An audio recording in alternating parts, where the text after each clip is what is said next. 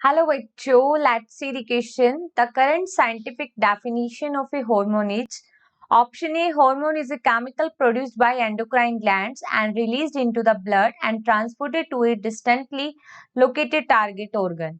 Option B. Hormones are non-nutrient chemicals which act as intracellular messenger and are produced in the trace amount.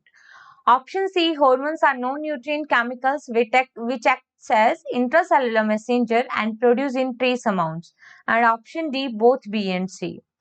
देखो question में हमें बोला गया है कि हार्मोन की करंट साइंटिफिक डेफिनेशन क्या है।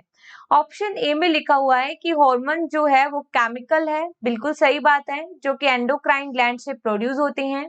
These are the ductless gland, ठीक है। और ये जो अपना सब्सटेंस है, ठीक है, हार्मोन है, उसको कहाँ रिलीज करती है? ब्लड में रिलीज करती है। और जहां पे ये हार्मोन काम करते हैं वो टारगेट ऑर्गन तक पहुंच जाते हैं। It is the correct definition of hormone. लेकिन हमें क्वेश्चन में पूछा है करंट साइंटिफिक डेफिनेशन, तो ये करंट डेफिनेशन नहीं है, ठीक है। करंट डेफिनेशन के अकॉर्डिंग हार्मोन क्या होते हैं? नॉन न्यूट्रिएंट केमिकल्स होते हैं जो कि इंटरसेलुलर मैसेंजर के रूप में काम करते हैं और ये बहुत ही लो अमाउंट में या जिसे हम कहते हैं ट्रेस अमाउंट में प्रोड्यूस होते हैं। तो यहाँ पे बी ऑप्शन बिल्कुल करेक्ट है, ठीक है।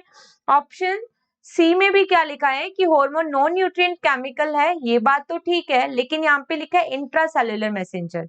इंट्रासेल्युलर होता है विद इन दी सेल, लेकिन हॉर्मोन्स क्या होते हैं? इंटरसेल्युलर मैसेंजर, ठीक है, बिटवीन दी सेल। तो ये यहाँ पे इनकरेक्ट हुआ। अगर सी इनकरेक्ट है तो डी का इनकरेक्ट हो गया, क्योंकि इसमें सी भी मेंशन था। यहाँ पे कौन सा ऑप्शन करेक्ट है? Only option B. So here B is the correct answer.